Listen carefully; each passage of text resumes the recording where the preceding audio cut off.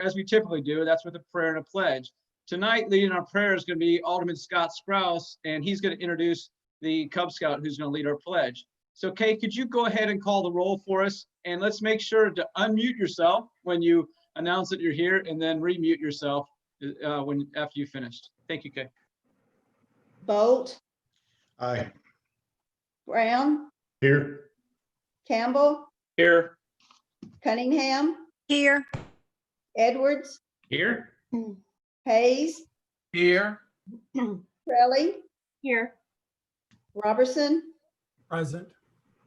Skidmore. Here. Sprouse. Here. Waters.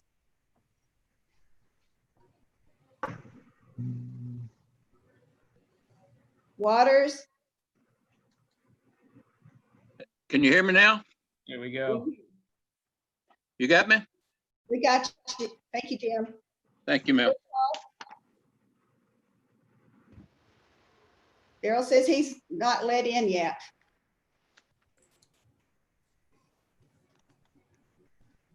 Thought we saw him. I'm sorry, who was that? Daryl Alderman Woodcock. I think he is. I'm in now. Here we go. And Clary. Here. We got 13. Got them all here. Appreciate that, Kay. So I had a suggestion that came from a resident, and they said when somebody is speaking and is still muted, and that people should put their hand behind their ear. So if you see somebody putting their hand behind their ear, that means that you're speaking and you're muted.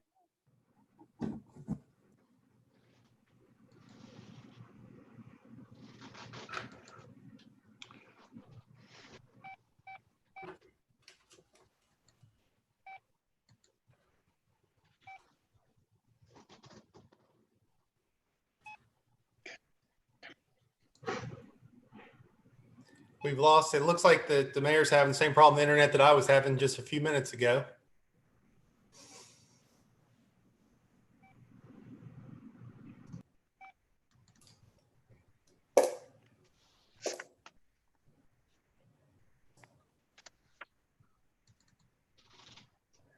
So I too just had connection problems. Am I back? Yes, sir, you are. There we go. Alderman Sprouse, why don't you go ahead and lead us, please? Thank you. Heavenly Father, we come to you today asking for peace, asking for wisdom, asking for patience, asking you help us in any way you can in our service that we provide to our friends, our neighbors, people we've never met, people we may never know. We ask you to be with the family of Officer Berry, with Adam Denki, Ronnie Shoemate, the family of Janna Fentress, Trevor Cole, and Heather. Ask to be with Heather's family as she's dealing with heart issues. We also have some unspoken prayer requests and some concerns that are on our heart and on the hearts of others. And you ask that you bring comfort and peace to those people. And we ask that you bring peace. You bring peace to our world. You bring peace to our community, and you bring peace to each of our hearts. And you do that through your Son. We ask all of these things. Amen. I'd like to introduce to you Maddox Davis, who is with Pack 125. He is a Cub Scout here in Hendersonville, and he is working towards the Arrow of Light rank. For those of you not familiar with Cub Scouting, that is the highest rank in Cub Scouting that one can achieve before going over to Boy Scouts. And Maddox, if you would please lead us in the pledge, if everyone would stand, and Maddox will lead us in the pledge.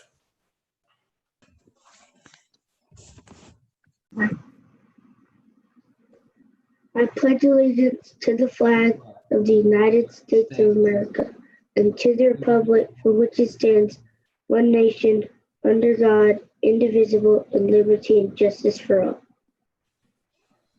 Thank you, Maddox. Maddox, we appreciate that so much. Thank you. Maddox, you're welcome to stay with us, or you're welcome to sign off, either one. I know we have a lot of folks following us on YouTube as well. we're gonna move ahead. So next I need to entertain a motion to accept our agenda. So move. A motion from Alderman Skidmore Second. and a I'd like to second make from an Alderman, amendment. second from Alderman Waters. Let me look at move to the chat here.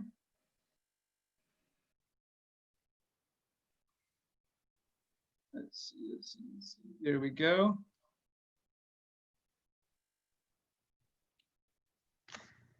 I do not see anybody's hand up. Well, I can offer an amendment if I can, please. I'm sorry. I Okay, didn't- Alderman Strauss. Like to offer, like to add to the agenda resolution 2020-33. It was brought to general committee tonight, and it is timely. Do a motion, I'll second that. a second from Alderman Edwards. And I'd like to ask, can we add that to the first item, is item 8A? Can we have that the first under ordinances and resolutions? Alderman Strauss, you agree with that since you made the motion? Yes, sir. So we have a motion, a second to add resolution 2020-33 as a very first item under ordinance and resolutions. Does anybody need a copy of that? Has everybody gotten that? You can speak up if you have not received a copy of that.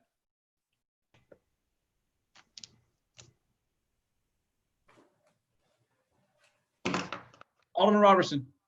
Yes, Chairman Sprouse, were there any changes made in the general committee on this resolution?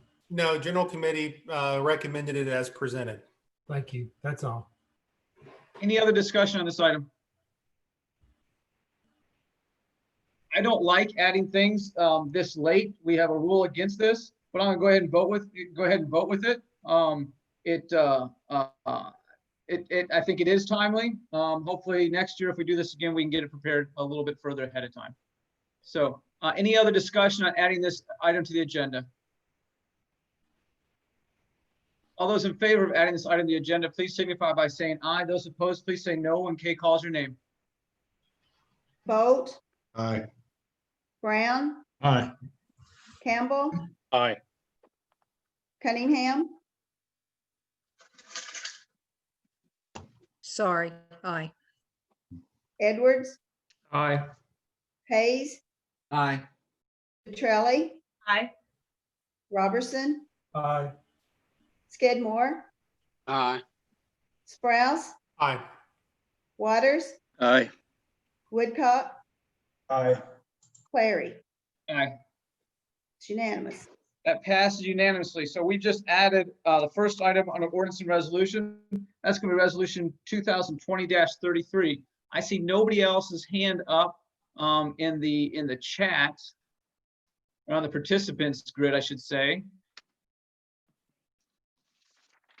And I'm trying to bounce back and forth between a couple screens. So all those in favor of accepting the agenda as amended, please signify by saying aye when Kay calls your name. Those opposed, please say no when Kay calls your name. Woodcock, Aye. Waters, Aye. Sprouse, Aye. Skidmore, Aye. Robertson, Aye. Petrelli, Aye. Hayes, Aye. Edwards, Aye. Cunningham, Aye. Campbell, Aye. Brown, Aye. Bolt, Aye. Clary. Aye. It's unanimous. Passed unanimously. Thank you, Kay. So now we have an agenda. We have no presentations. We have no public hearings. I'm going to entertain a motion to approve our minutes from May 26, 2020. So moved. Do a Second, motion from Alderman Strauss and a second from Alderman Waters.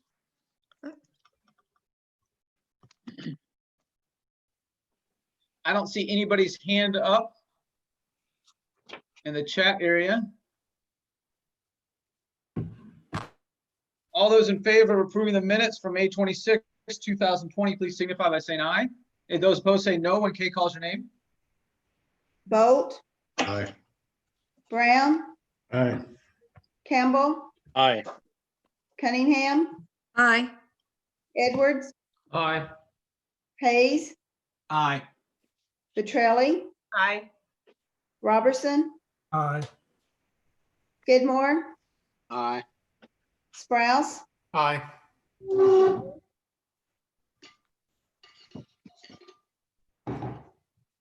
Waters, Aye. Woodcock, Aye. Clary. Aye. It's unanimous. Thank you, Kay. Next, we have citizen comments. Speakers must identify themselves by name and address. Public comment shall be limited to 5 minutes per individual, which time is not transferable to other speakers. All comments are to be directed to the presiding officer, not to the alderman, city staff, or other members of the public. Comments must address issues, not individuals or personalities. Personal attacks shall not be tolerated. Comments may support or oppose particular issues or measures, but the motives of those with different opinions should not be questioned or attacked.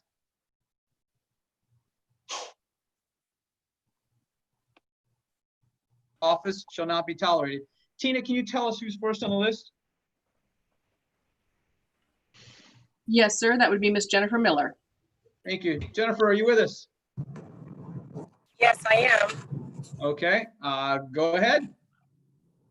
And well, first of all, I want to thank you all for the opportunity to speak tonight. Some of you I know from the community, some of you I know from Thank you. Rotary Club, and I'm grateful to have the opportunity to speak on behalf of the community that I represent. My name is Jennifer Miller. I am a resident of Hendersonville for about 5 years now, and I absolutely love it. I love my neighbors. I love the schools that my children attend. It's important to note that I have 7 children, which I've adopted from foster care, and they are, one is Caucasian and one is biracial. And my husband is a pastor at a local church. My father actually happens to be a decorated retired officer of 30 years from the Broward Sheriff's Department in South Florida.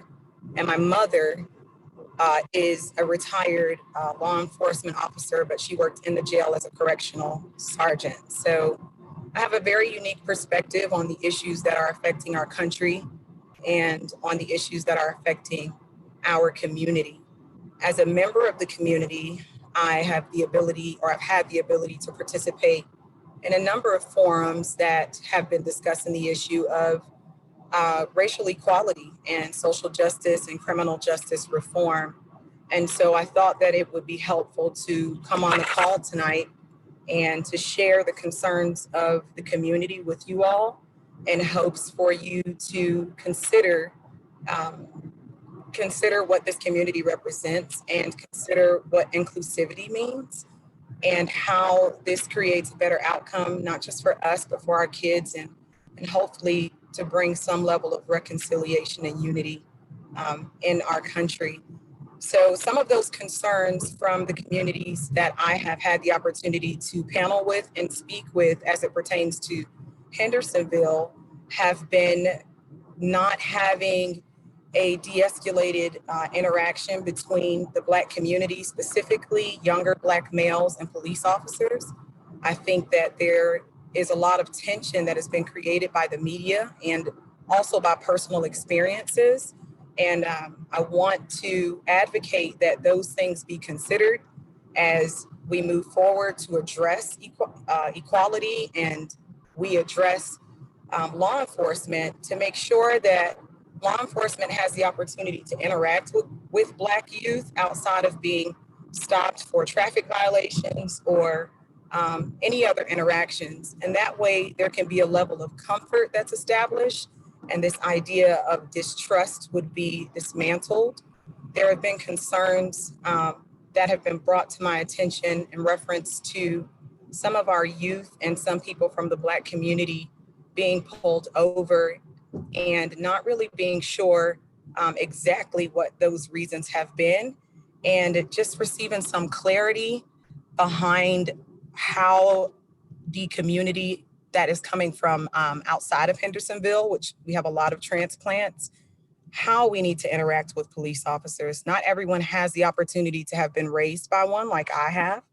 And so if your only interaction with them has been negative, then situations can escalate quickly that lead to violence or misconceptions. And so that is why I'm here today, just to bring to your attention that there is a community out there who is looking for equal representation, and they're looking to also support law enforcement. I don't think that if you are for racial equality and social justice, that means that you need to be anti-police.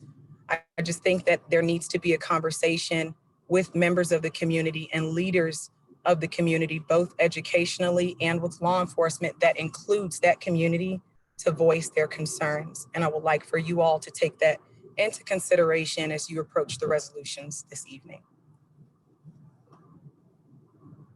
Jennifer, thank you. Next, we have Sybil Reagan.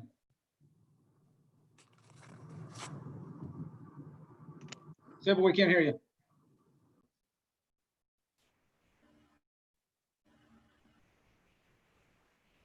Hey guys, is that better? You're good. Okay, sorry. Sybil Reagan, 144 Saranac Trail, Hendersonville. As many of you know, I know all of you know, I presented a resolution to you in email the very end of last week. And I just wanted to come and say thank you to all of you for considering it, for having conversations with me, for making the language a language that could be heard by everyone. I know that you all had a say in it. You all had a choice to make. You all chose to sponsor my legislation and my resolution, and that means a lot to me. I know that it means a lot to the Black community of Hendersonville, and I think it's important that we acknowledge what they're going through, and we acknowledge that their lives matter, and that we can pass a resolution that honors Juneteenth, which is very important in Black history in the United States of America. So really quick, just wanted to tell you all in person, I appreciate your time and your effort to get this to a place where everybody can agree with it. And I thank you. Sybil, appreciate that. Thank you so much.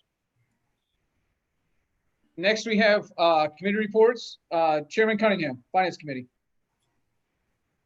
No report, Mayor. Thank you. Thank you. General Committee, Chairman Strauss.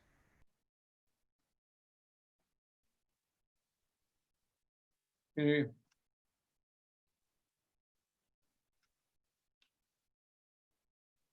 We had a pretty packed agenda. The following items are going to be coming before you probably at the next board meeting. We have ordinance 2020-19 that's just cleaning up the language in the existing ordinances regarding city administrator. And then we had 3 resolutions having to deal with structuring of staff. 2020-29, 28-30. It's actually elevating 2 directors to level of department head. That's information technology and human resources. The 3rd is transferring the director of ECD to the planning department. We had resolution 2020-31 dealing with urban growth boundary. Again, having that just match up with a previous DA annexation this board's approved. And then we had the resolution that we recommend the resolution that the 2 speakers for citizens comments just addressed, and that will be coming to you tonight. Thank you. Chairman Strauss, thank you. Chairman Brown, Public Safety Committee. Thank you, Mayor. We met back on the 19th to go over the fire budget and police budget. We did that. Sent that back to the chiefs and the CA to do a little bit more work, which I think you'll see that they have done that. That consists of our meeting, but there's a couple things I'd like to say. The first thing I'd like to say is that I'm not mad at you, any of you. I know a few of you in the past 3 weeks have called me, but I just did not feel like talking to you as I've been sick. And most of you know that. Some that I did. I think I've caught up with everybody. But I do want to thank you all for your prayers and your concerns. 10 days in the hospital is not someplace you want to be. I'm glad to be at home tonight, even though I'm on a Zoom meeting. I'm still very glad to be at home. So, the other thing I would like to tell you too, as your public safety chairman, talking with the other 2 committee members, I want our police department and our fire department to know that defunding is not a word that we want to use. We want you to have, and we'll support you the best way we can with what you need. You may not get 25 cars this year, Mickey, but you're going to get some. but we're right there for you all the time. This city supports what our public servants do for us, and we're going to continue to do that. So that being said, I'm ready to move on. Thank you. Chairman Brown, thank you. Chairman Skidmore, Public Works. Yes, thank you very much, Mayor. We had our meeting on the budget this past Friday.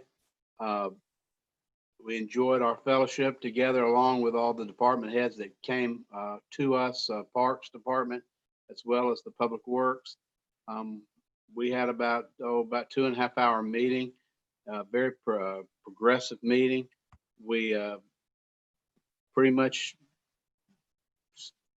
they presented their ideas and put it in the budget and see where it goes and that kind of thing. But I feel confident that what has been prepared by both the Parks and Recreation and the Public Works Department, although we would love to have more, but we understand the position that as committee members, we all understand the position that the city of Hendersonville is in and the taxpayers of our city. And so we did what was necessary and we feel good about it.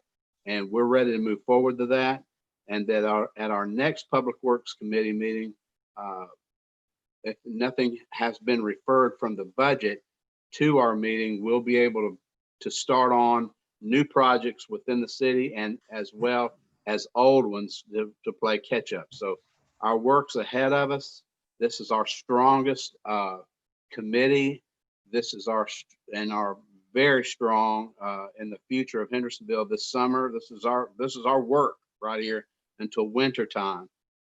So that's all we had at this point, Mayor. Thanks.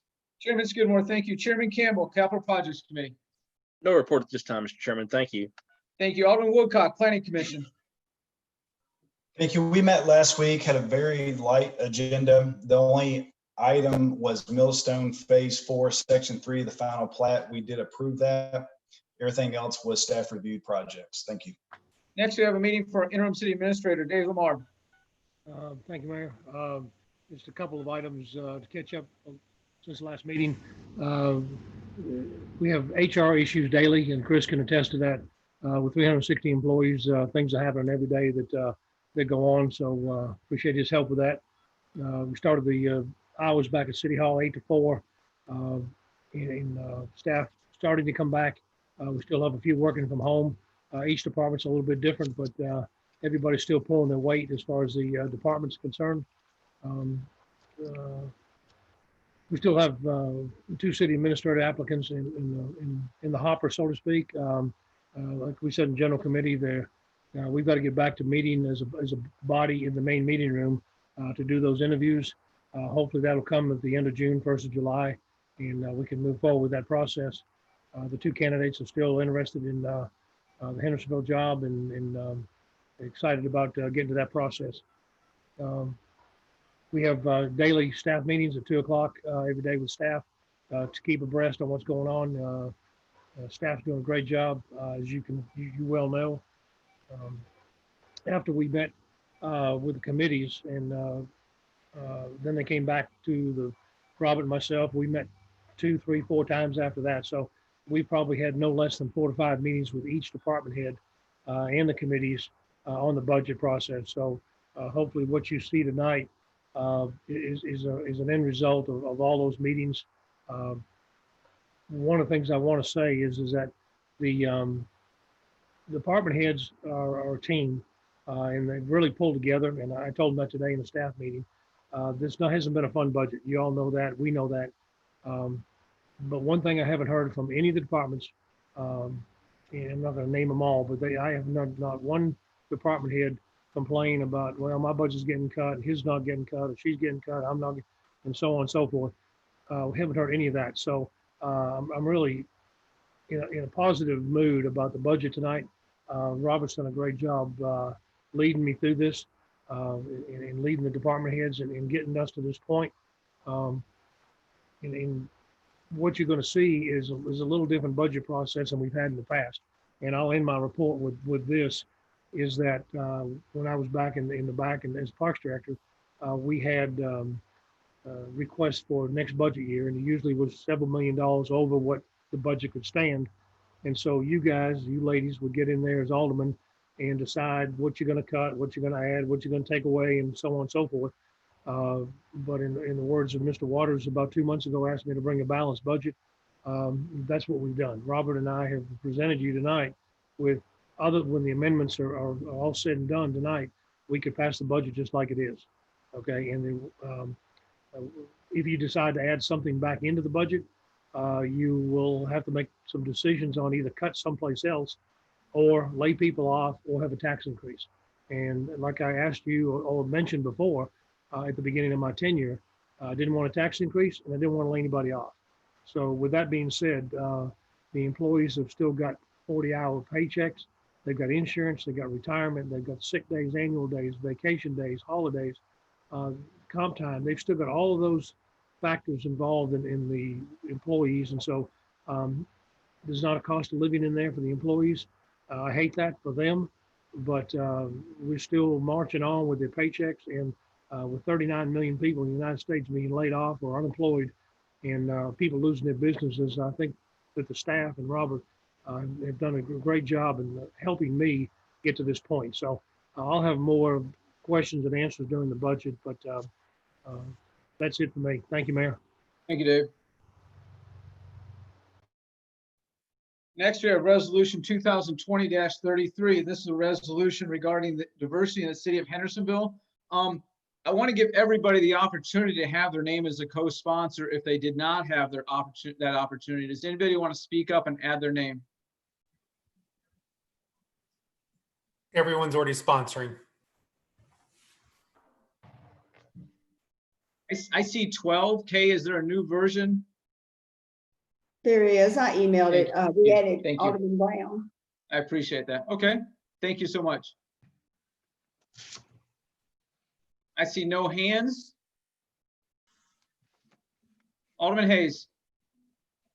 Yes, Mayor, thank you. I appreciate all of you all. I just wanted to speak briefly about this resolution. I want to thank Sybil Reagan for penning this beautiful resolution. This resolution reminds me of Paul's writings in 1 Corinthians, where he says, we should be all things to all people. I'm so grateful that I live in Hendersonville, Tennessee. It's the greatest city in the world. Our city is full of wonderful, friendly, godly people. And so I'm proud to sponsor this inclusive resolution. Thank you to Esquires Russ Edwards and John Bradley, and also to our city recorder, Ms. Kay Franklin, for presenting this resolution to the board and continuing to update it throughout the day. Now, all 13 of us are on this resolution. Special thanks to Ms. Jennifer Miller, to Troy Smith for working behind the scenes with Sybil Reagan.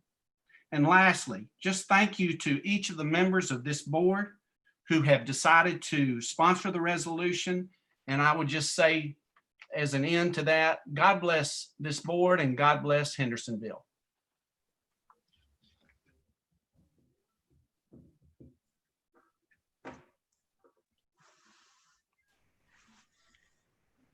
Thank you, Alderman Brown.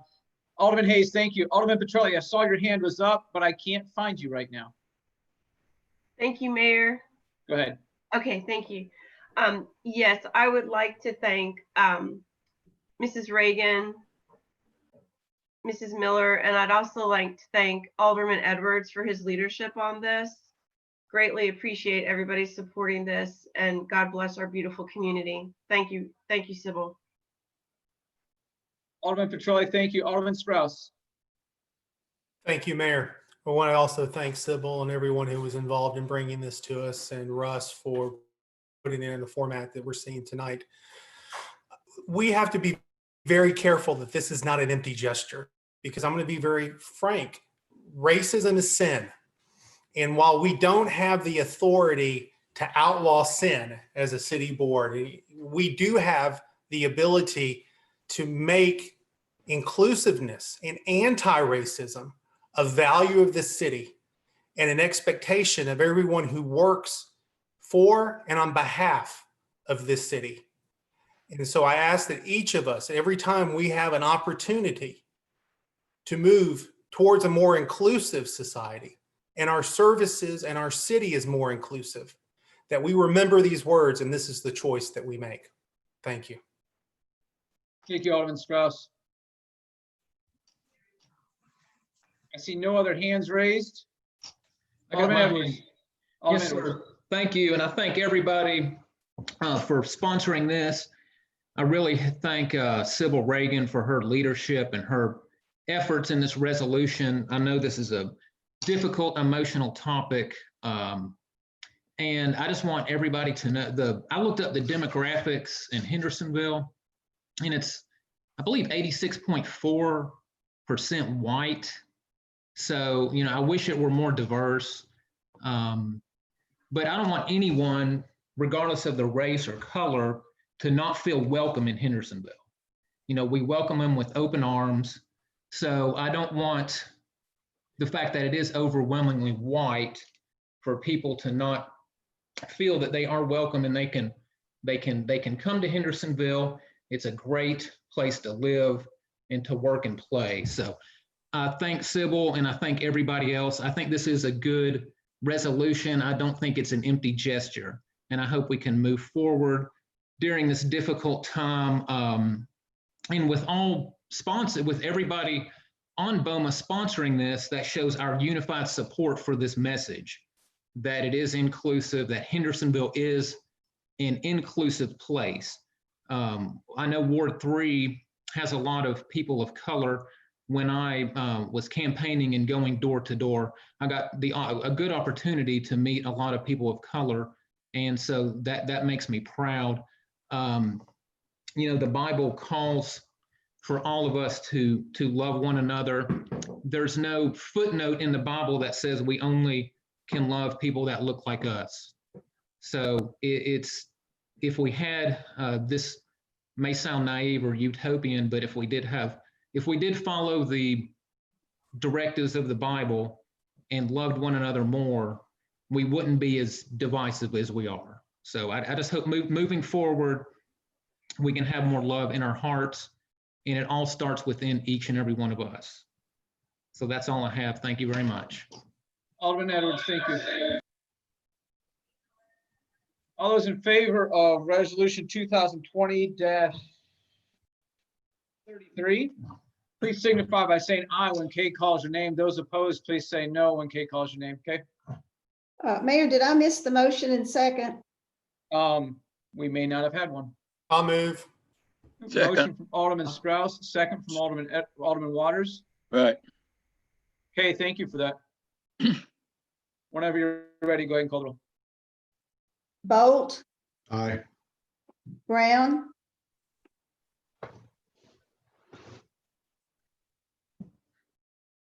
Brown, Where'd you go?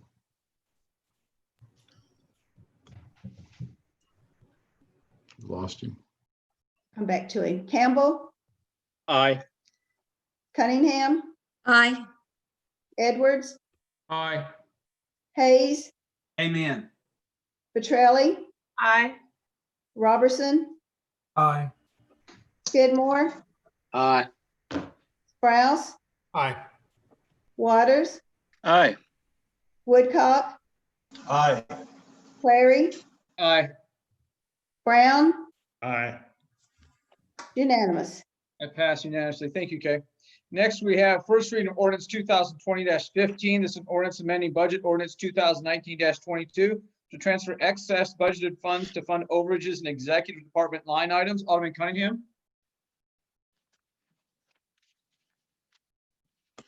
So moved, and I wanted to make an amendment after the second, I'll please. second. We have a motion from Alderman Cunningham and second from Alderman Strauss. Alderman Cunningham. Okay, thank you, Mayor. When we originally had this in finance, we had the wrong line items that these were, the items were supposed to be traded off on. So I want to make an amendment as follows. And Robert, I don't know if you could share the screen or not with the amendment, or I can just go line by line. The first three line, the first line, the executive special projects needs to be deleted. The second line, HR department salaries full-time, needs to be deleted. And the third item, which is HR, insurance employee benefits, needs to be deleted. The fourth line item, which is finance salaries, full-time regular, $15,000 remains the same.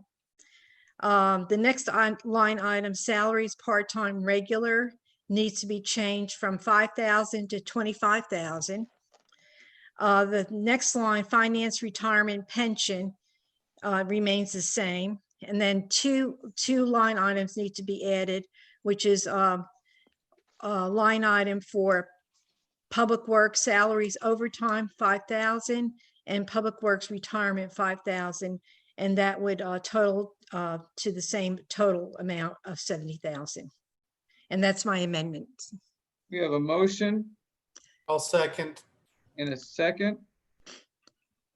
I'm catching up here. Alderman Cunningham, what was the second addition that you made? First one was public week salaries overtime, and then the second Yes. one is, Public works retirement. thank you. And Okay, both I of them see were it. 5,000 each. Okay. And that would be, following the original ordinance that we had passed back in 2019, the resolution that we passed in 2019. Alderman Cunningham, also in the Finance Committee, we talked about adding that this was for the city administrator. Do you want to add that to your motion to amend? I'm sorry, I don't understand the question. When during the Finance Committee meeting, and it was discussed that this was to pay specifically for the additional expense of a city administrator, you said that you would include that in your ordinance before it came to the board. Do you want to add the words for city administrator in your ordinance? Well, it would become in the executive salaries, part-time regular. Yeah, we can, that's not a problem. Okay, where should we put that? In the executive salaries, part-time regular, and then after the colon, we could put city administrator. Well, I think the conversation was that this money is going to pay the salary for the city administrator. So it should probably go up in the first paragraph there. And I think you had agreed that it needed to be there to explain what this money was needed for, what was causing the overage in the executive department. Correct. That's fine. I just didn't know where to put that. Okay. And that could be part of my amendment. Okay, so how about without? We'll put for city administrator. Okay. Who That's good. seconded your motion? I think Scott Sprouse did. Yeah, I'm fine with that second. Okay, so I want to make sure that, so Robert, can you put the email that you had up there just a second ago? Can you put that back up?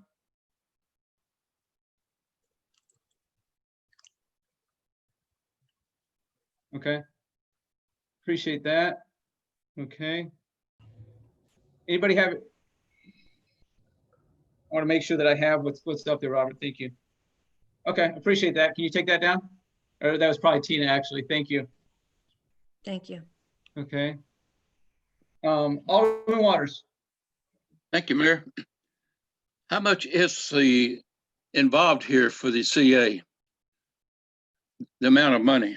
70,000 total. 70,000 Yes, sir. strictly for him? Is this for the interim CA or the permanent CA? If it's approved? The interim. We have to pay Dave. Well, now I'm confused. How come we having to go back and come up with 70,000 more when the original, didn't we put enough in there at the beginning for him?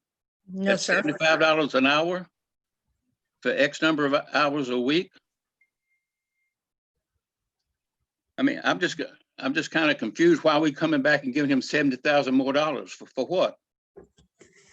Robert? There, if I can speak to that, there. Yeah, go ahead. Isn't an additional, oh, I'm sorry, Mayor. No, you're fine. Go ahead, Robert. Thank you. This isn't an additional allotment. The original resolution 2019-69 did not have a dollar value assigned to it. It just spoke to where the line items, it spoke to the line items that the money will come from, but no money was originally moved. So 70,000 is not an additional amount. This is just the original amount that was never originally appropriated, if that makes sense, or transferred, excuse me. Robert, I thought it was a motion was made by our friend Alderman Brown at $75 an hour for this interim. Correct. To set the pay rate. You are correct on that. Okay. For how many hours? I'm pulling up the resolution in question here, but no dollar amount, no hour limit was specified to my knowledge. If you don't mind me sharing my screen. Yeah, could you share the resolution Okay. 2019-69? Excuse me, Madam Cunningham. Robert, when you're putting it up, how much have we paid him already? I'll have to try and multitask my best here. Not sure if that can be seen. One more moment. You're fine, Robert. We'll take our time. Okay. Should we take down the resolution? Take that down. No, leave it up. There's a very important whereas. If Hold you on, we're gonna go back to Alderman Waters. Wait a minute, Yeah. Alderman Sprouse. Just a moment, please. I've got the floor. Robert, you was going to find out how much we've paid him so far, right? I'm waiting on that. Gross, it would be 62, I believe. We've paid him 52,000 already. 62 gross. I couldn't tell you without a little more time about exactly the dollar amount that went into his bank account, but gross amount 62,000. We have paid him already, right? Yes, sir. And that's for what? How long has he been there? 3 months, 4 months? 6 months. 6 months, okay. So we add in 70,000 more, right? No, we're adding the 70,000 to cover what we have paid him. 70,000 is to cover the 52,000. Yes, that's correct. Of salaries and benefits, 62,000, but yes. Sir? 62,000, but yes, it's to cover that amount. And we didn't put any amount in when we voted for this position. That's correct. At $75 an hour. That's correct. Okay, I yield back, Mayor. Yeah, Alderman Waters, thank you. I had Alderman Campbell next. Robert came on the scene and he answered the question for me. Thank you. Okay, thank you. Alderman Sprouse. Thank you. Robert, could you put up that original resolution, please?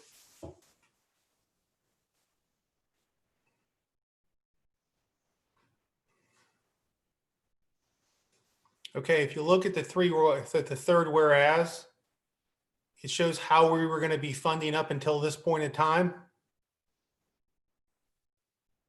And then it shows in the fourth whereas what we can do if we need to do more, and that's exactly what we're doing. So no surprises here. I would have thought that would have been discussed in Finance Committee. Mr. Waters, you're on there, I'm not, so I don't know. But this is exactly the course that was set when we made the initial decision on the funding. Mm-hmm. And I don't think that any of us at the time would have thought that there would be a global pandemic that would require the extra hours from anybody in senior staff on the city. And I appreciate that. Happened. Alderman Waters, hold on. Alderman Sprouse, go ahead. But clearly that's what's happened, and I appreciate everyone for their sacrifice and additional work. Thank you. Thank you, Alderman Sprouse. Alderman Brown.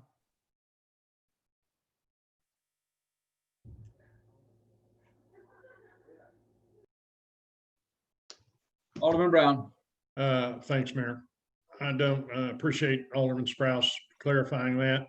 I was going to do that. The only other thing I would add is I was the maker of that amendment when we put the interim CA on board, and it was assumed at that time that he would be working full-time until which time that we've got a permanent CA hired. And I believe in discussion with Dave, I don't think Dave has worked. I don't want to say he hadn't worked full time. He's had some weeks he's worked more than full time. He's had some other weeks that he did go play around the golf, but we give him that latitude to do that. And right now, I want to tell you, I think $52,000 through this pandemic is a bargain. Thank you. Alderman Brown, thank you. Alderman Petrelli. I was in the queue there. Well, Mayor. we need to let everybody else speak that haven't spoken yet. The first time. We'll come back to Alderman Waters. I got you. After everybody's gotten a chance to speak once, Alderman Waters. Alderman Petrelli, go ahead. Thank you, Mayor. That paragraph in that legislation also was discussed at length when we initially discussed this, and Gary Jekyll went over that painstakingly. So thank you. Alderman Petrelli, thank you. Alderman Waters. Thank you. Since Alderman Sprouse called my name, I felt like I should respond. Robert, put that back on the screen, would you?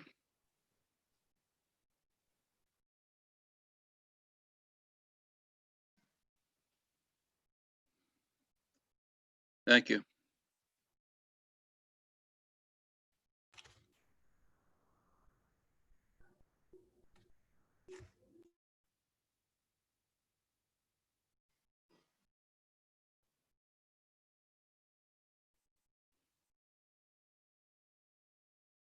Okay, I see it now.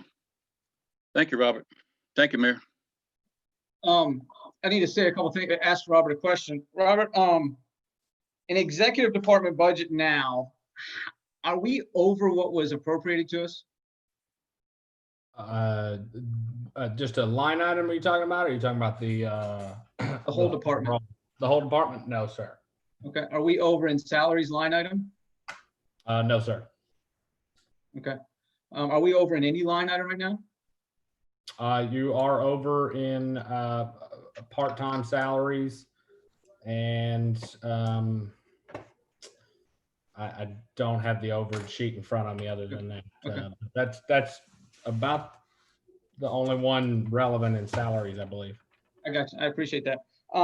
So if right now, Robert, I mean, we've got 62,000 we've already paid for interim city administrator. That's correct. Appreciate that. So Robert, I appreciate your help. So if we've paid 62,000 and the reason that we have to add 70,000 into the executive department is because of COVID-19, the numbers don't add up. The reason that we're being forced to make this decision is because we had a $75,000 expense added to the executive department budget several months ago, back in December, and several asked where that money is coming from. And the answer was it can be absorbed by the executive department, and we don't need to add any more money into it at this time. And that paragraph that several has pointed out that said, if necessary, we can add money into it back, we can add an additional appropriation into the executive department. I don't think there is any of the 13 of us that believe that would not happen. I raised that question then. I don't know any other time at all in the past 3 years, and I don't know any other time possibly in the history of the involvement I've had with the city that somebody has added an expense at that level and said, we can just absorb it. So now we're being forced to deal with the poor decision that the board made several months ago. We couldn't absorb it back then. We knew we couldn't absorb it back then, but the board went ahead and did it. We're at the situation where we knew we were going to have to pay this bill. And as one of our aldermen said in finance committee, I don't like it, but now I'm forced to pay it. This money has already gone out. And it's gone out because people several months ago said, we may not have to pay it. We knew that wasn't true. And now we're forced in a situation where this money has gone out. You'll see the way I vote. You know, I just told you the way I'm going to vote. We cannot do this. Alderman Waters, anything else? I just want to add that the COVID-19, some keep bringing up and everything, and I have nothing at all against my friend Dave Lamar. That's not it. It's the money. We're so tight right now. none of us can hardly breathe, pardon my expression, but I have nothing against Dave. I'm just concerned about the money and the $70,000. I cannot, and I think my colleague a while ago mentioned back in finance. I'm in finance, yes. Maybe the finance committee should have done a better job back then. I don't know, but I just can't vote for this. Thank you, Mayor. Alderman Waters, thank you. I don't see anybody else with their hand up.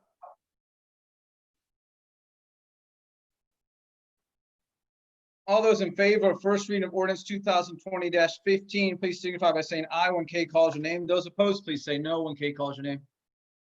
Mayor, I believe this is an amendment. Oh, I'm sorry, we are still on the amendment. Thank you for helping me with that, Kay. The amendment is what we saw there in the screen just a second ago, was to eliminate 3 items. Raise one item from 5,000 to 25,000 and add 2 items at $5,000 each, as well as changing the wording at the very end of that this is for city administrator. All those in favor of this amendment, please signify by saying aye when Kay calls your name. Those opposed, please say no. Woodcock, Aye. Waters, No. Sprouse, Aye. Skidmore, Where are you? Skidmore, No. God. Robertson, What's so funny? Aye. Petrelli, Hayes, Aye. Edwards, Aye. Cunningham, Yes. Campbell, Yes. Brown, Aye. Bolt, Aye. Clary, Aye.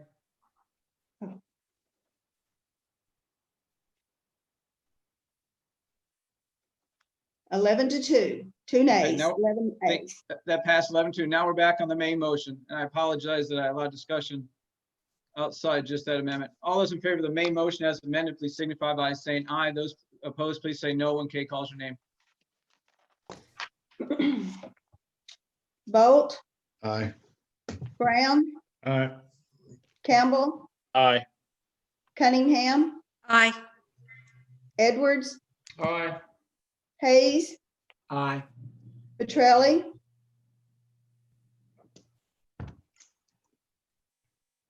Aye. Petrelli, Aye. Robertson, Aye. Skidmore, Aye. Sprouse, Aye. Waters, No. Woodcock, Aye. Clary, No.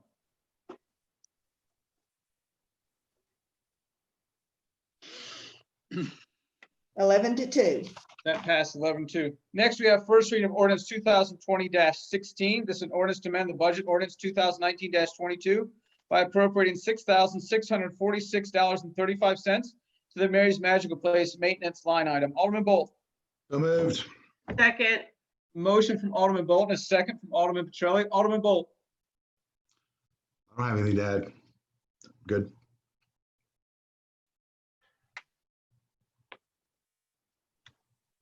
All those in favor of first reading of ordinance 2020-16, please signify by saying aye. Those opposed, please say no when Kay calls your name. Woodcock, Aye. Waters, Aye. Sprouse, Aye. Skidmore, Aye.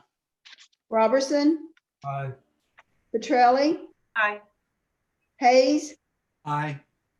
Edwards, Aye. Cunningham, Aye. Campbell, Aye. Brown, Aye. Bolt, Aye. Clary. Aye. It's unanimous. Thank you, Kay. That passes unanimously. Now we have first reading of ordinance 2020-17. This is an ordinance to amend the budget ordinance 2019-22 by appropriating $36,396.09 to the 165 fund for sponsorship line item 165-40054-923. Alderman Bolt. So moved. Second.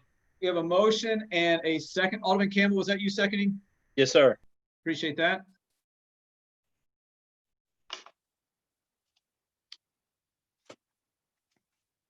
All those in favor of first reading of ordinance 2020-17, please signify by saying aye. Those opposed, please signify by saying no when Kay calls your name.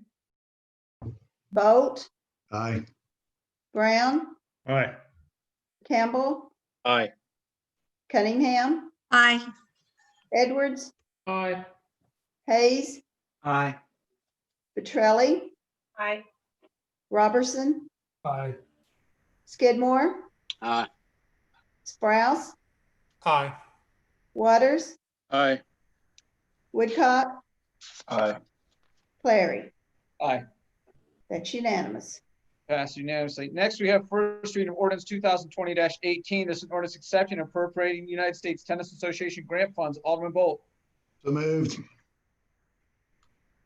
Second. Motion from Alderman Bolt, second from Alderman Hayes. Alderman Bolt. I don't have anything to add. All those in favor of first reading of ordinance 2020-18, please signify by saying aye. Those opposed, please say no when Kay calls your name. Bolt, Aye. Brown, Aye. Campbell, Aye. Cunningham, Aye. Edwards, Aye. Hayes, Aye. Petrelli, Aye. Robertson, Aye. Skidmore, Aye. Sprouse, Aye. Waters, Aye. Woodcock, Aye. Clary. Aye.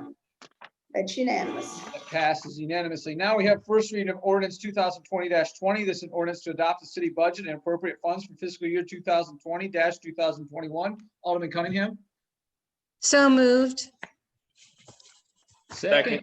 Motion from Alderman Cunningham and a second from Alderman Edwards. Alderman Cunningham. Thank you, Mayor. I have a few highlights. Actually, I was pretty surprised that I was going to be the sponsor of this year. Nobody ever even asked me to be the sponsor, but anyway, that's my civic duty, and I was able to accept that challenge.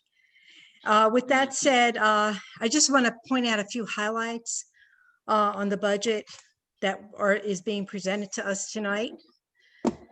Just to keep in mind that we have a bare bones balanced budget. Bare bones, I emphasize. There is no cost of living or merit increases included in the budget. Longevity increases have been included in the budget. $1 million of supplemental paving is included in the budget.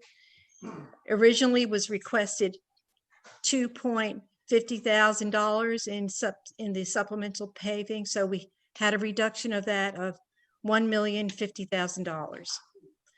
$950,000 of State Street aid funds for paving, which is the gas tax, is included in the budget. So we have almost $2 million allocated to paving in our current bare bones budget. We did remove $2 million for citywide recycling. We removed all new projects, which was a reduction of $4.7 million. We removed 5 police cars, which was a reduction of $263,000, but we added 10 police cars to the governor's grant. So Mickey, it looks like if this passes, you will be getting some police cars. There will be no layoffs of city staff. So everybody's going to keep their job. There will be no tax increase in this budget. 0. We will present a balanced budget to the State Comptroller's Office as required by law, which is Tennessee Code Annotated 656-203. I just wanted to make a few other comments that we started with the deficit in last year's revenue projections with the mayor's budget from last year because several revenue numbers were overstated. Specifically, permit fees and codes by $229,000.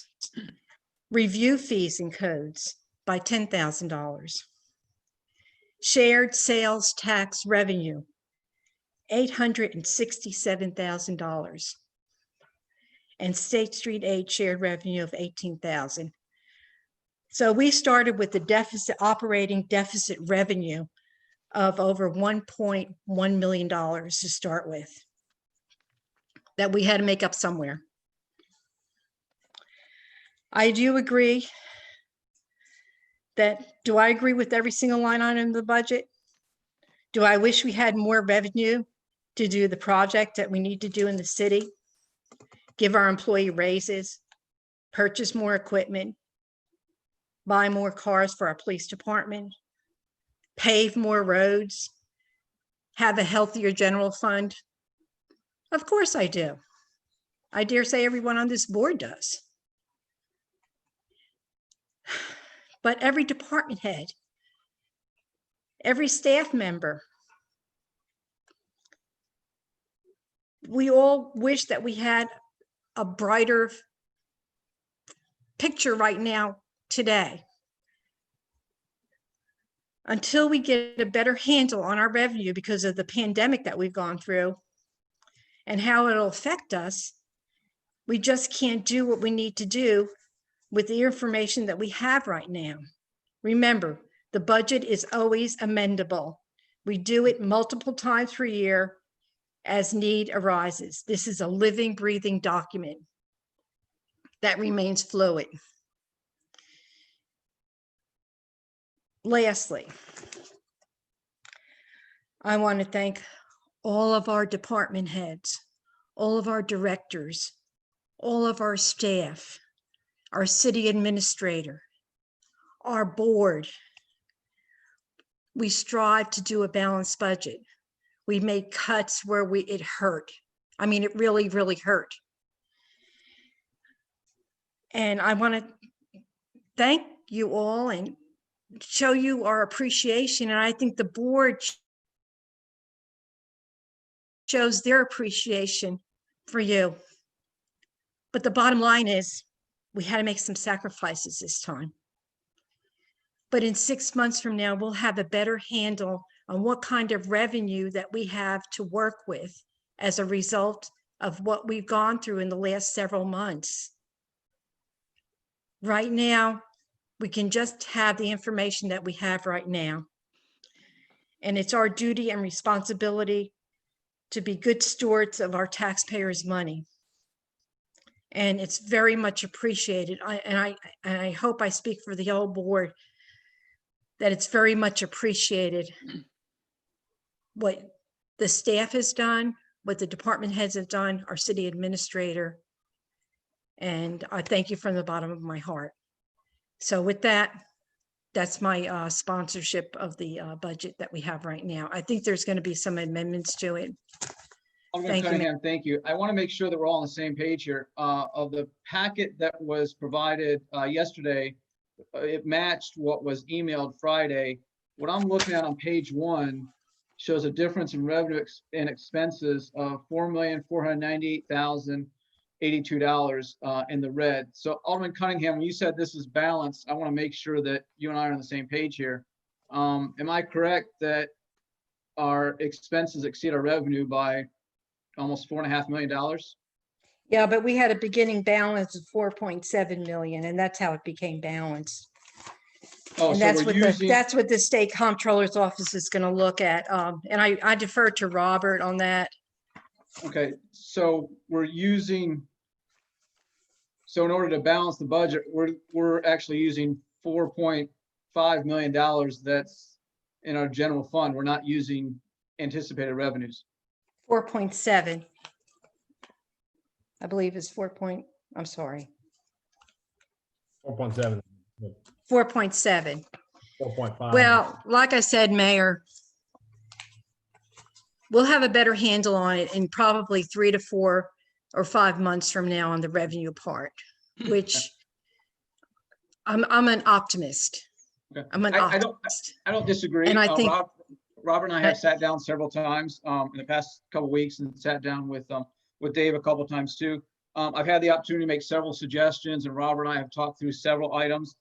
Just recently, we looked at several things, and Robert, I hope you can shake your head yes and not put too much pressure on you. I don't think I ever pressured Robert into changing a revenue figure. We had conversations, and I think everything he changed, I'm sure he felt confident with. He wouldn't have changed if he didn't feel confident with it.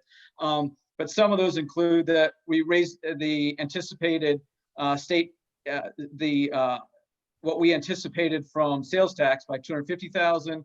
We have the HUD CARES grant for 129,000. The PEP dividend, I think that was 128,000 that we got from our insurance mutual company essentially. And then local sales tax, we increased that by $1 million. We lowered the ECC payment by about $13,000. We looked into delaying payment for new golf carts, which we still haven't gotten quite worked out, to reducing that expense. And we discussed many possible expenses of removing from the budget as well. So Robert, I appreciate very much your help with that. I think just those conversations themselves got the deficit probably about $1.5 million removed from the deficit. And I'll come back to some things later on, but I very much appreciate Robert's time with me, and very often having the same conversation you had with Dave or having the same conversation with me after we had it with somebody else, and just helping me understand a little bit better. And I appreciate that very much. And we're able to bring that gap together a little bit better, even though it is still $4.5 million. So Alderman Robertson. Thank you, Mayor. Robert, would you put on the screen the data request that I made? I was interested to see from the original department budgets how much cuts that we have made in the budget that is being presented to us tonight. And if you look at this spreadsheet that Robert prepared, the first draft is the each department of what they requested. And you see on first reading what we are considering tonight. So I want to thank Dave and Robert and all of the department heads. These are significant cuts, and I agree with the chairman that just made those cuts. So I just wanted to hat off to the staff for all of these cuts. I do want to ask Chairman Cunningham. Well, no, let me ask Robert first. Robert, I know this budget has been painful. What is the expected ending unassigned fund balance for the current budget as proposed?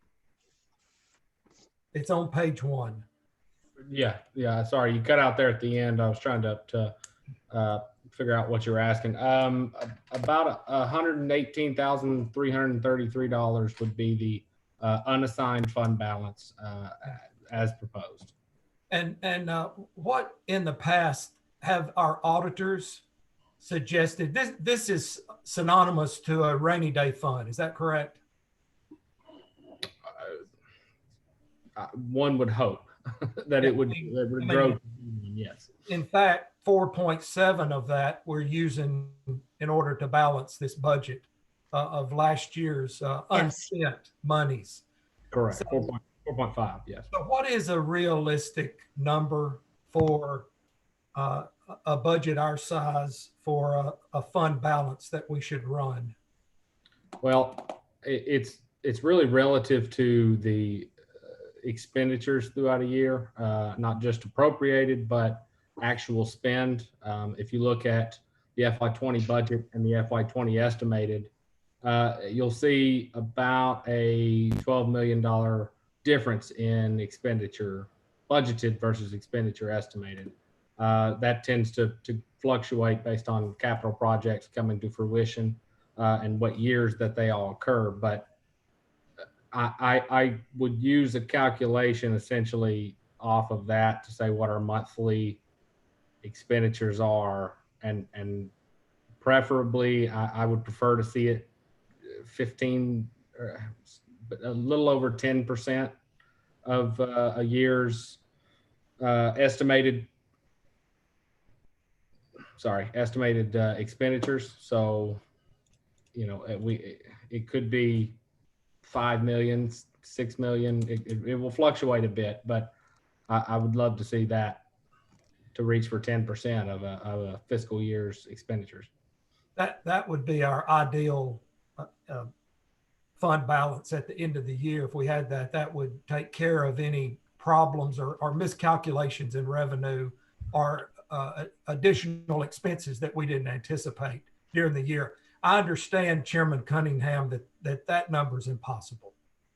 I understand that. But I would like to offer an amendment that would increase the fund balance.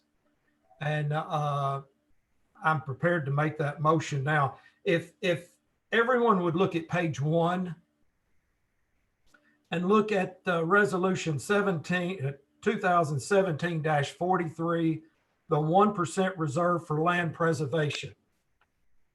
Robert, in the past, have we used that amount to help pay for the Beatty Farm bond? It's a little more complicated than that. This last year would be the first year that, well, excuse me, I say last year, it was approved last year. This year would be the first year that we put money into the reserve to fund. That number is calculated actually as a 1% of the prior year's budget. Yes. So instead of 83,331, as you see on page 1, FY20 estimated, it's realistically somewhere around $570,000. We have reduced it down from 570,000 to 83 by paying off the Beatty Farm. I hope that doesn't make things clear as mud, but if we met that much of our obligation for 2017-43, and the unmet portion that the board decided to go with is 83,000. So to answer your question, it's a yes and no sort of situation. So if this board voted to use the 110,000 that's on the FYI 21 request to pay on the principal or interest or both of the Beatty Farms, would that increase our unassigned fund balance by $110,000 to $228,000 in a fund balance? Are you saying to make an additional payment to the debt? No, Okay. I'm saying the payment that you've calculated in this budget to make the Beatty Farm payment. Right. Use that $110,000 to help make that payment, not more than, but to help make that payment, thereby saving that amount from the budgeted under the debt, and it would go straight to the fund balance. So if I could, I'll share my screen. I think this may clear things up a bit more. If I can share my screen in one moment. To answer your question, no. But if I could elaborate a little bit, I'll tell you why. The actual amount, one moment, I apologize. And okay, this is what you're seeing, 110,156. I apologize for the crude typing here, but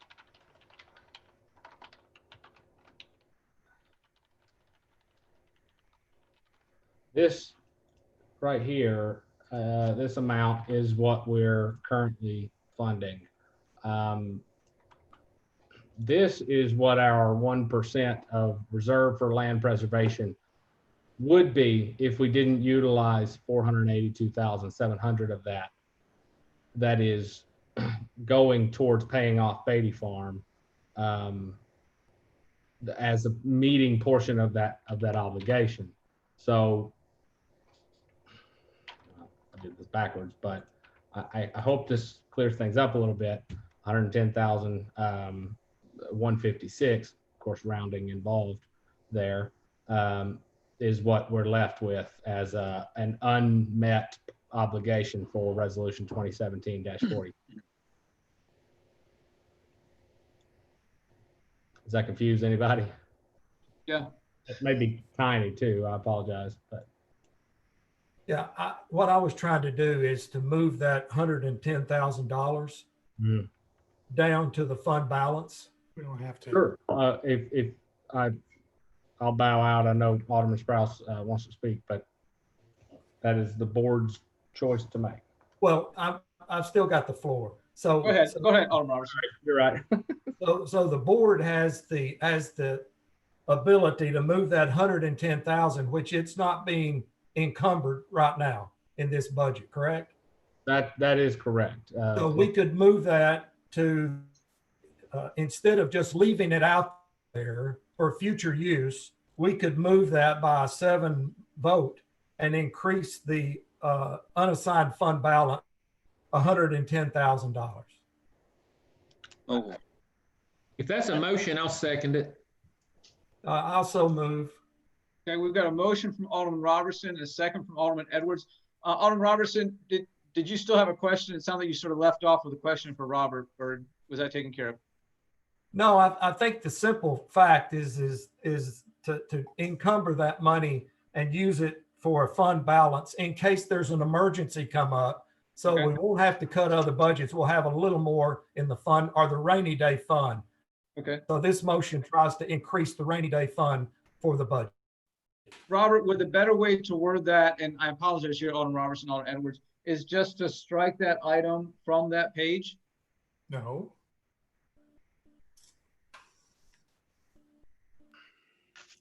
It's really an opinion-based thing. I don't know of a better way to word it.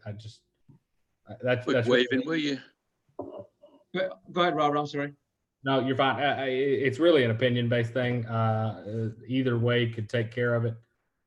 If that is I really wouldn't feel comfortable telling you. I got you. I'm sorry. Okay, I got you. Alderman Robertson, do you want to restate your motion for us?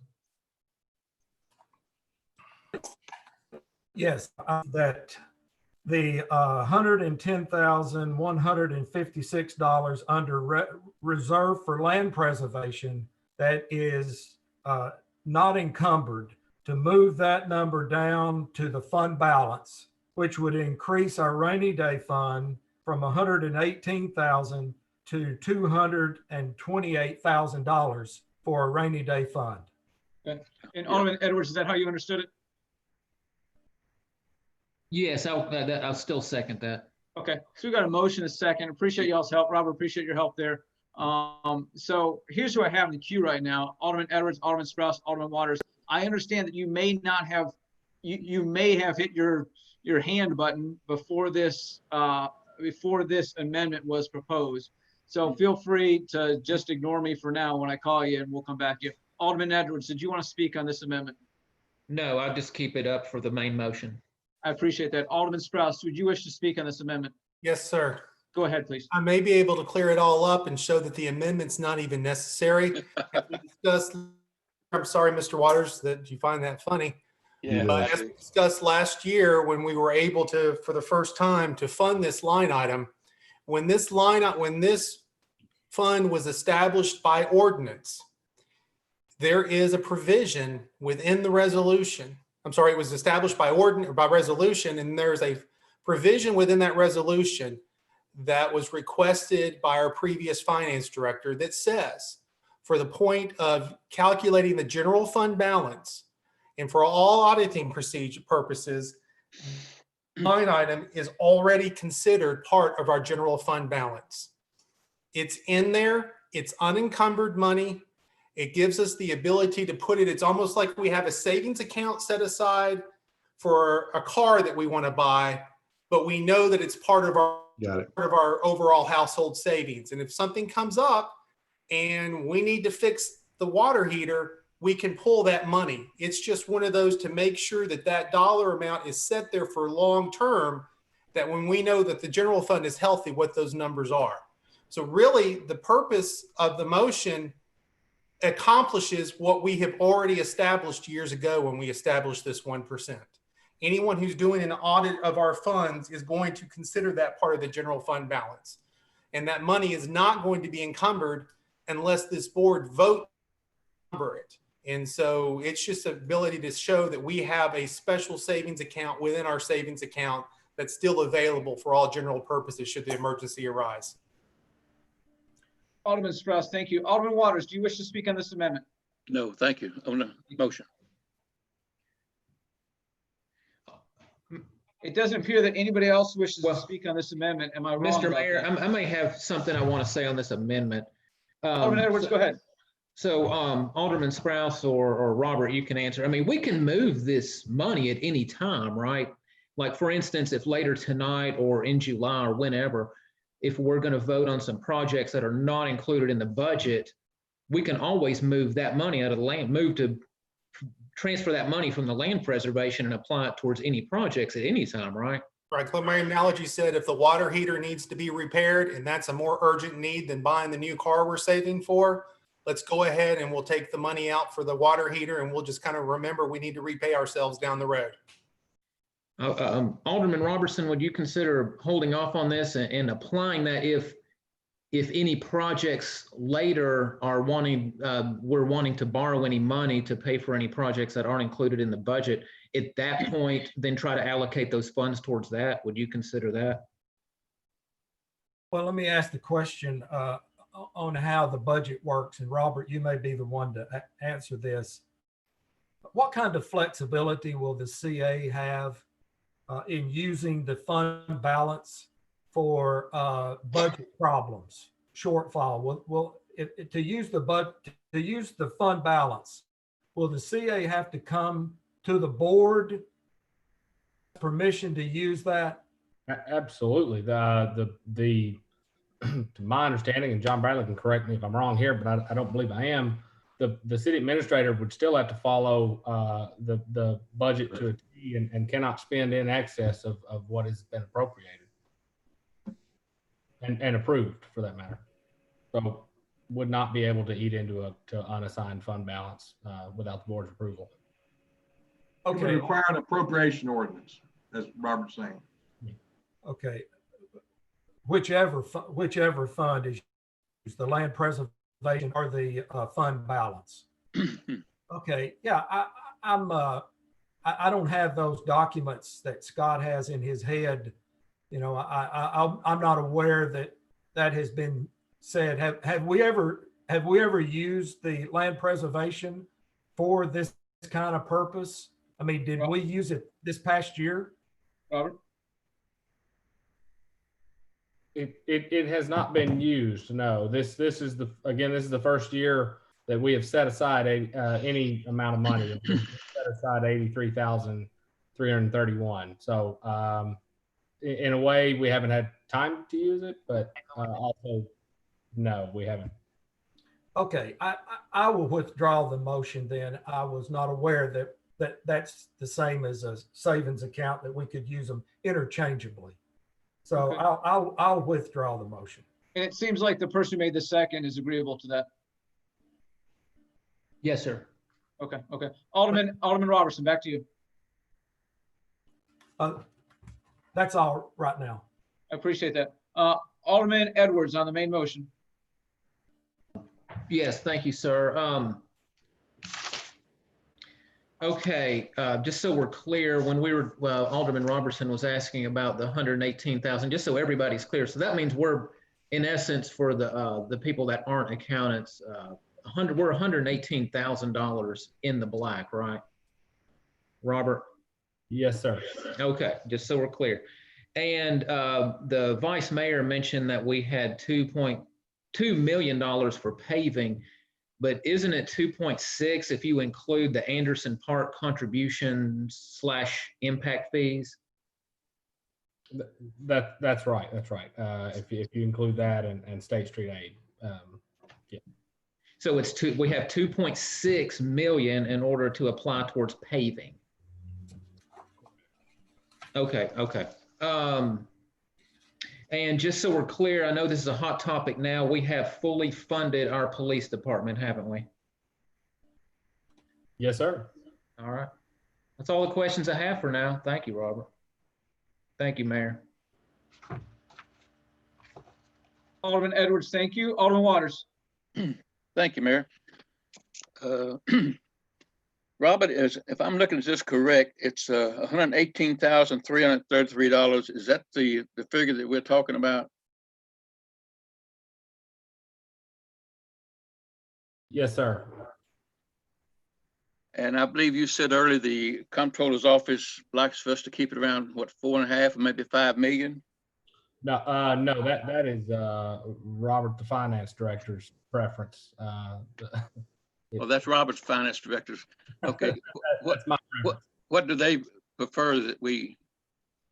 They have not given, they've not opined on that or given any specific number, just given reference to best practice and Well, maybe it's not the comptroller's office, but I know, and I've got it here before me, the audit from last year, and he mentioned it, and if I could find it right quick, he was talking around $3.5 to $4 million. Right. Now, that's the audit that came before the board. That's right. Does that sound right to you? I mean, yeah, that's about where we were last year, and I would imagine that the auditors would be perfectly fine with that as well. Okay, so we're not going to transfer the 110,000 that Alderman Robinson just mentioned, right? We're going to keep the 118. That's my understanding. Okay. And as I heard our finance chairman a while ago, she says something like it's going to make it better after this crisis is over with. In 6 months, we could be back. Maybe we could help some of these people. And I think she's right on target 6 months from now. That's why I am so opposed to spending this money for a city administrator at this time when we can wait and see how things panned out in 6 months, like she's saying. So I'd be certainly opposed to anything that contributes to paying or employing a city administrator between now and 6-7 months from now. Thank you, Mayor. Alderman Waters, thank you. Alderman Sprouse.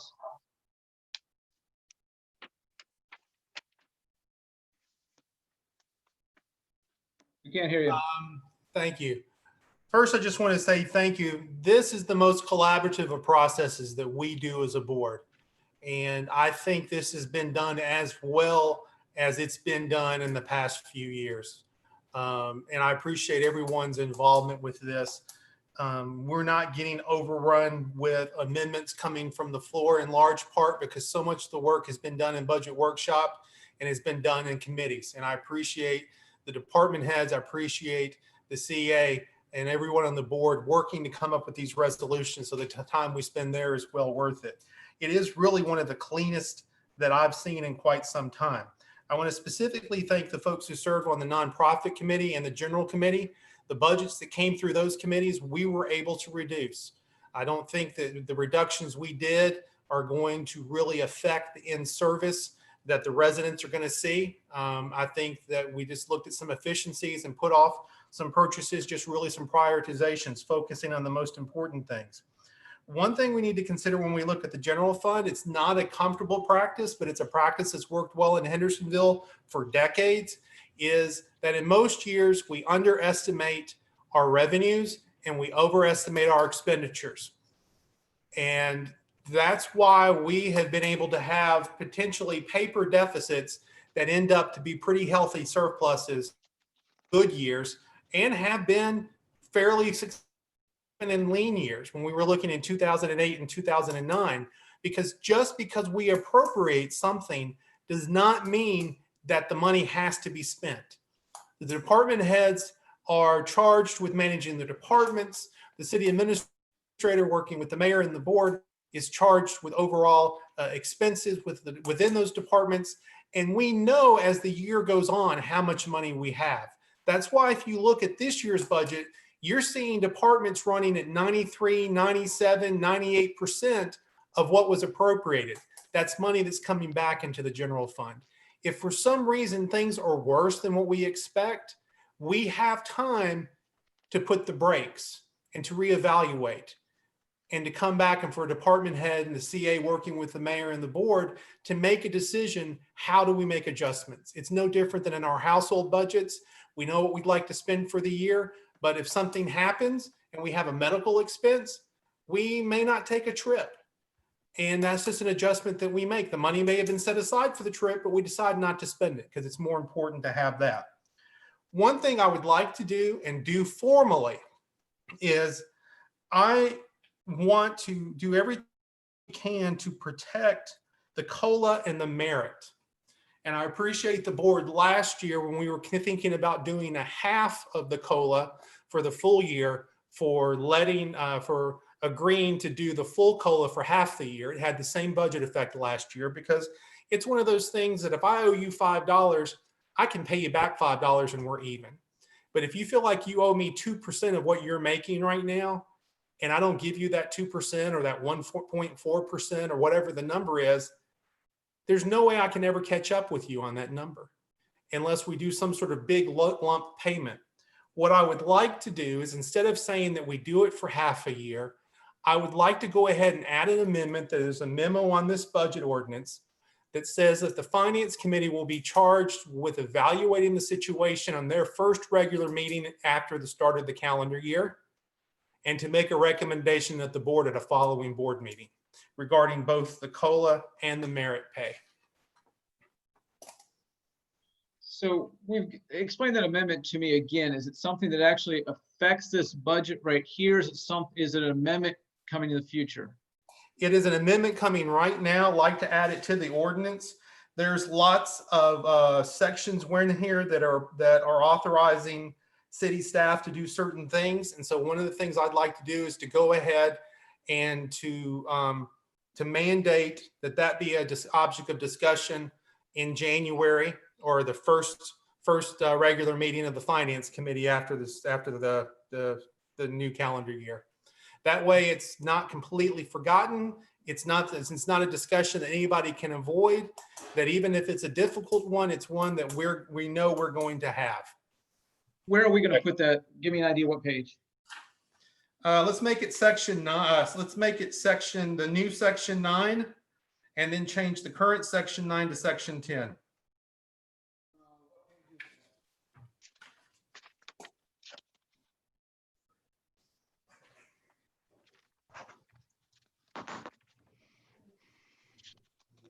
It's a thing where we tell the employees we wish we could do things if things were better. This is an opportunity that if things are identified as being better, we are committing to having the discussion and making some sort of decision, even if it's can you help the rest of us out and tell us where that is in the budget packet that came out yesterday?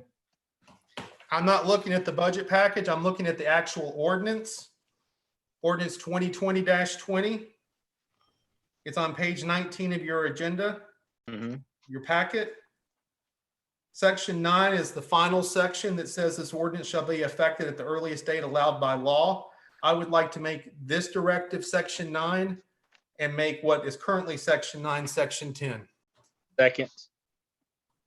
A motion and a second. Kay, did you get all that? I did. I've got it. Okay. I see Alderman Robertson's hand up. I see Alderman Waters.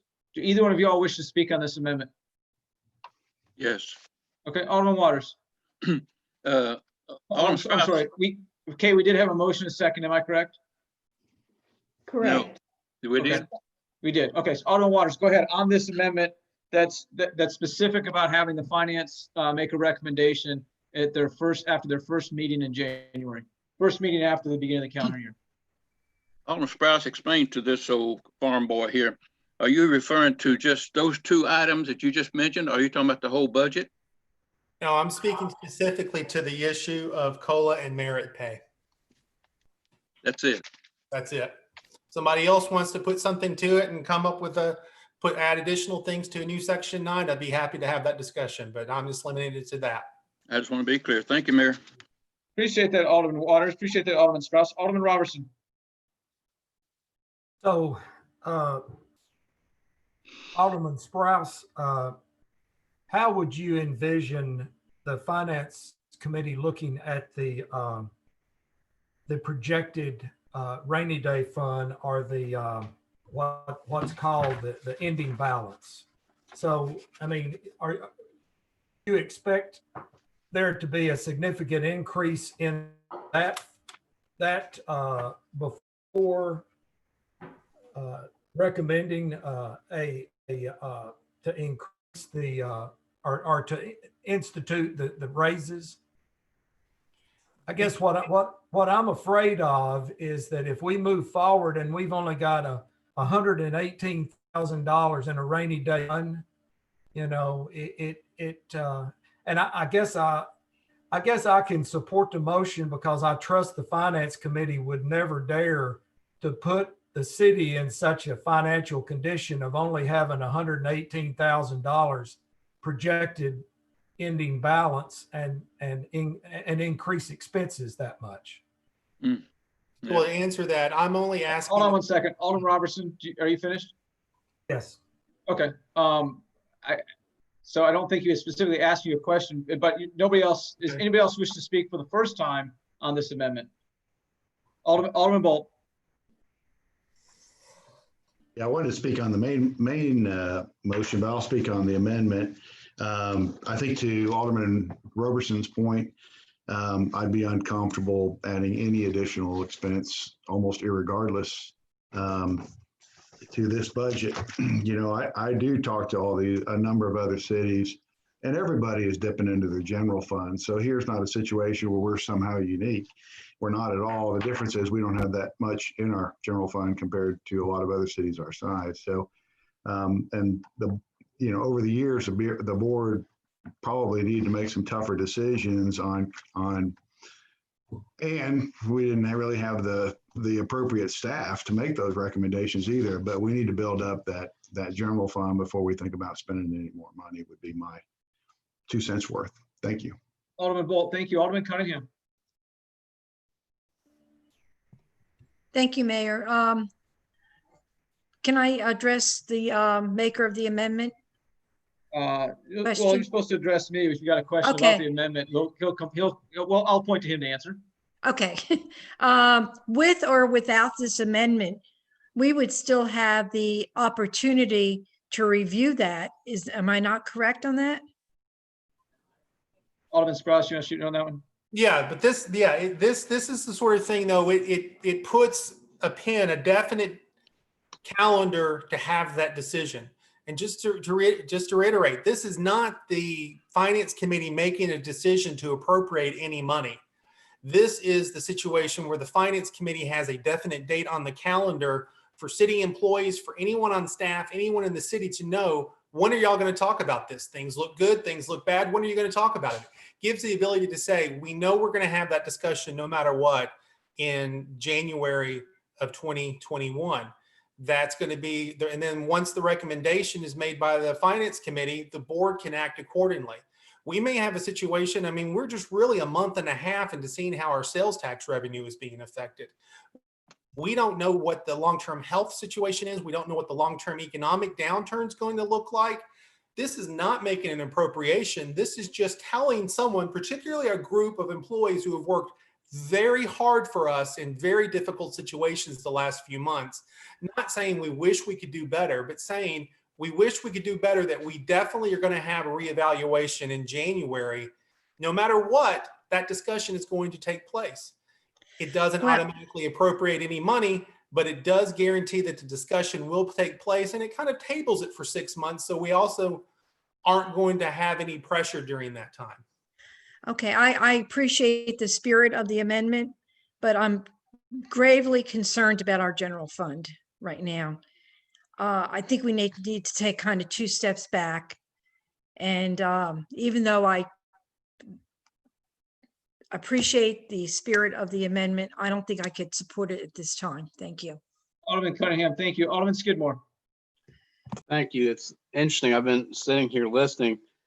It's like I'm sitting here, or we're debating Elon Musk and Warren Buffett at the same time. I'm confused on what is the actual amendment to the maker. What is it effectively doing to the budget? Anything at all? Or are we just saying, hey, in 6 months, we're going to come and discuss this? Alderman Sprouse, you want to address that? Yes, that's exactly what it's doing, Mr. Skidmore. It's not spending a dime. It's not appropriating a dime for future use. When every month the finance committee looks at financial reports, they see what the revenues are versus budget. They see what the expenses are versus budget. They're able to look at each line item in both of those categories and to see where we are and what the health of the city is. And what we're saying is what this amendment is saying is we want, it is a value that when we just say we wish we could do better for the employees, we are saying we will have this discussion. We will not wait until June of next year to make it part of the 2021 budget or the 2022 budget. We will commit to having the discussion in January based on current situations, based on realized 6 months of realized revenues and realized expenses, of the better projections for the remainder of the year, the current state of the fund balance. And it could be a very difficult decision. And you may have, the board, whoever the board is at the time, may have to say, no, we're going to stay the course and not do COLA and STEP. But I think that if we at least say this is no different than telling a patient in the hospital, hey, you may get to go home on Thursday if these things look good, but we're not going to really make that decision until Thursday. Alderman Skidmore? Yes, and then thank my colleague from Alderman Sprouse. That's a very positive point on that issue, because I think we all members of this board, especially me, we support, especially after this year, them showing the miraculous job that they did under COVID and still doing it. They deserve every bit. It's unfortunate we can't do what we want to do this year for them. So my final question would be, so when we go into this not a negotiation, but a discussion, do we tell them then in January that we just, sorry, you're not going to get it this year? And so now then from January to July, something happens. Oh, all of a sudden we find the money. Then we throw it in. We go, oh, by the way, we were wrong back in January, but we're okay. So we're going to be able to give it to you this year. I mean, it seems like we're holding them hostage a little bit in a way, but it's what you're saying. I mean, it's justifiable. I understand. I agree with it. I don't know if that's the proper way to implement. I guess I don't know. I'm just, I'm letting the other members know that I'm on the fence on this, because I don't. I agree with Scott, but at the same time, if we come back at the end of the year and we see that we've got the money, we're going to give it to them anyway. If the money's not there, they're just not going to. In January, then we tell the employees then. I don't know. I don't know. But thank you, Mayor, and thank you, Scott. I appreciate you, buddy. Alderman Skidmore, thank you. Alderman Campbell. Thank you, Mr. Chairman. Yeah, I got it. Thank you, Mr. Chairman. Yeah, I would just like to say that come back in 6 months, January 1, have the Finance Committee look at that and just see where we're at. I mean, it's an unknown territory right now. We do not know where we're going to be at 6 months from now financially. And I mean, if this COVID thing has a bounce and we go back to shutting things down, it's going to be, worse than it is now. But let's hope it doesn't happen that way. Hopefully, it'll be moving in the right direction. But I do think that maybe in 6 months we can come back at January 1. The Finance Committee can look at our budget and maybe do the entire budget and see that, hey, we can do the employees' merit pays, their step increases, and their COLAs. But I'd at least like to have someone look at it in January and give us an up or down at that point. I mean, it's not like we're saying let's do it. We're just saying let's look at it. That's all. And that would also go for additional paving or whatever we have in the pipeline at that time. So That's what I have to say. And thank you for your time, Mr. Chairman. Appreciate it. Alderman Campbell, thank you. Alderman Bolt, have you spoken to this amendment? I've spoken. Thank you. Okay, thank you. Alderman Brown. Thank you, Mayor. I do want to speak to the amendment, and I'm like Vice Mayor. I think the spirit of the amendment is very good. I also want us to be realist. And right now, realist says we're going to end up with $118,000 in the bank. I've been on this board now 14 years, and that frankly shakes me a little bit that we're only going to have $118,000 in the bank. Now, I know that figure is probably not absolutely true. We'll probably have 3% of the entire budget come rolling back in. Our sales taxes may go up.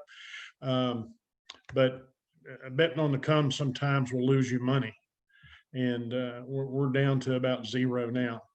So I have to trust Ms. Cunningham and her committee that they will go back. Probably, I'd like to see them go back at least a small evaluation every month, but a strong evaluation every 90 days of where we're at, what the trends look like, so on and so forth. So the other thing I would say too, all of us were kids at one time. I know some of you with white hair may not be able to remember that, but or with no hair. Scott, look up. There you go. So, but our parents have all said at one time, you know, if you're really good, Robert Manning, I'm going to take you over to Circus World Saturday afternoon and let you play. And all Robert Manning heard was he was going to Circus World Saturday afternoon to play. And Friday afternoon, he didn't take out the trash like his supposed to, that was his chore that he was supposed to do. And when Saturday afternoon came, the evaluation from mom and dad said, guess what, Robert? We still love you, but you're not going to Circus World this afternoon to play. To me, putting a carrot out there that we don't know that we can fulfill is a bad thing to do. I think every employee in this city knows that we all care deeply for them. We appreciate the job that they do, even though we don't agree all the time with them or they with us. We appreciate the city keeps moving. But I can't really support that. I want to trust that my finance committee will do that job. But I don't want to promise anybody that they might be able to go to Circus World and then have to go, you know, we've got a little bit more money, but we've had a crisis come up over here that we need to spend $250,000 on. That's a little bit more than we can promise. So that's just an opinion. I'm good either way. So that's just an opinion. Robert, I don't know if you've ever been to Circus World. I don't even know if it's still open, but so, all right, thank you. Alderman Brown, thank you. Alderman Robertson on the amendment. We can't hear you.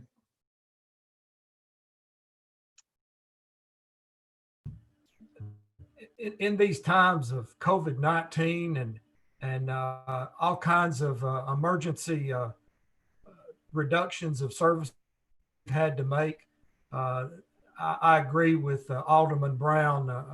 You know, $118,000 in a balance or a rainy day fund is just not sufficient to make the kind of potential promise to employees.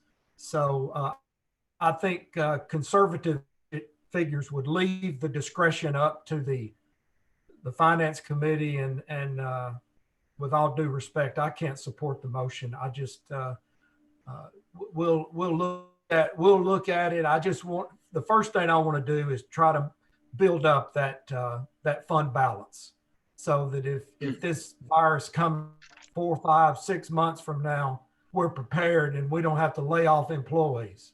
So with that, I can't support the motion. Alderman Robertson, thank you. I've got Alderman Sprouse, Alderman Bolton, Alderman Waters. Do you all wish to speak on this amendment? Alderman Sprouse on the amendment. Alderman Sprouse, go ahead. Yeah, I appreciate being able to speak the second time directly on this. Again, I'm just going to point out this costs nothing except just making sure that for 6 months, we don't even have this discussion. We don't even have to worry about it. And I'm one of those that with your treasure shows where your heart is. And I'm not afraid to have a difficult decision and discussion with employees in 6 months, just like I'm not afraid to have the decision and discussion right now. And quite frankly, Mr. Brown, if little Johnny or Robert or somebody like that is bad on Friday and they don't meet the conditions to go to Circus World, then that's Johnny's problem. I mean, that's one of the reasons that you put out ultimatums and you put up things for children to make choices, is so that you can follow through on it, regardless of how uncomfortable it is.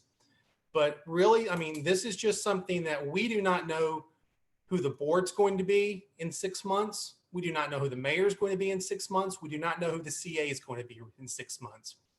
But this is a decision that the 13 of us can make right now that is as uncomfortable as it may be. We tell the employees, one of our values, if the city's finances end up better than we are projecting, is we could look what we could do to do a COLA and a step that you will then carry as benefit for the remainder of your career with the city. So you don't have to vote for it, but I'm really strongly encouraging you to do this. This will be the cheapest for you tonight. And it could be the one that is the most appreciated by the hundreds of employees who worked so hard for us the last few months. Actually worked for it hard for us for careers, but we sometimes didn't realize exactly what they have to do until the last few months. Alderman Sprouse, thank you. Alderman Bolt on the amendment? No, sir, I'm good. Okay. Alderman Waters on the amendment? Yes, sir. Thank you. Go ahead. First, let me say, Alderman Brown, you look good, son. And I know what you've gone through with, and it's good to see you back. Alderman Sprouse just made my point when he's talking about we don't know who's going to be on the board next year. We don't know who's going to be on finance committee next year at this time. I've got to concur with Alderman Skidmore and Alderman Brown and Alderman Robertson and what they've said. We don't know what the future holds as far as who's going to be on the board or who's going to be on a committee. So no, I can't support this. Thank you, Mayor. Alderman Waters, thank you. I don't believe anybody else wishes to speak on this amendment. Feel free to correct me.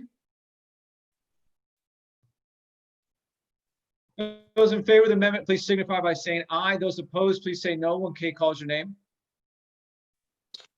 Bolt, No. Brown, No. Campbell, Yes. Cunningham, Regretfully, no. Edwards, No. Hayes, Yes. Petrelli, I wish we could do it, but no. Robertson, No. Skidmore, No. Sprouse, Yes. Waters, No. Woodcock, Nope. Clary. No. It failed. 3 yeas, 10 nays. Okay, thank you, Kay. For some reason, all the hands were just cleared out of the participant section over here. I believe is Alderman Bolt on the main motion. Yeah, just a couple quick comments. One, as it relates to, like I said, about the general fund that we keep going over, you know, we're not in an unusual situation about having to dip into it. We're just in the unusual situation of not having it big enough. To Arlene's point, I think she said that she didn't like every single thing in the budget. And I appreciate what she said, and that's true, but it really comes down to two things, and those are trust and team.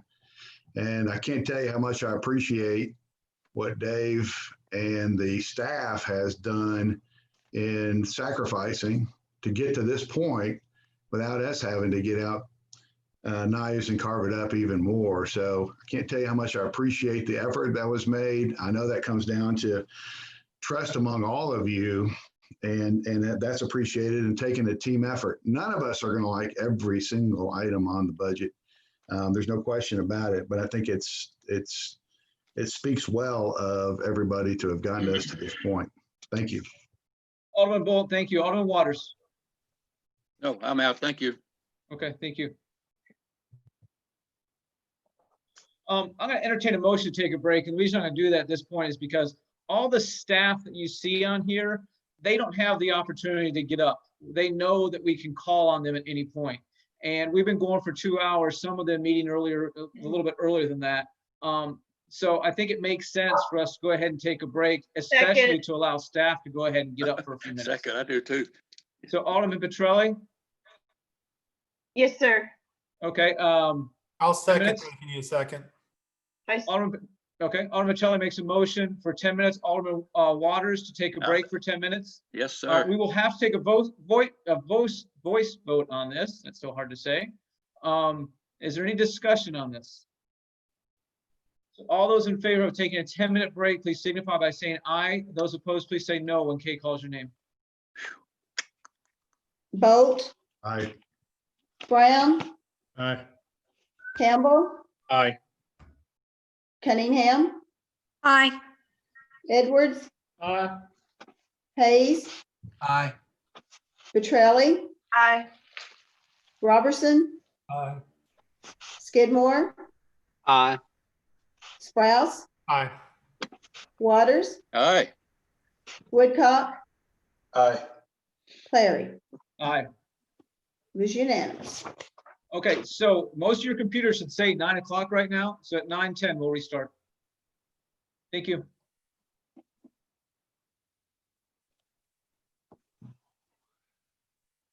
Come on, Jake, you want to go pee?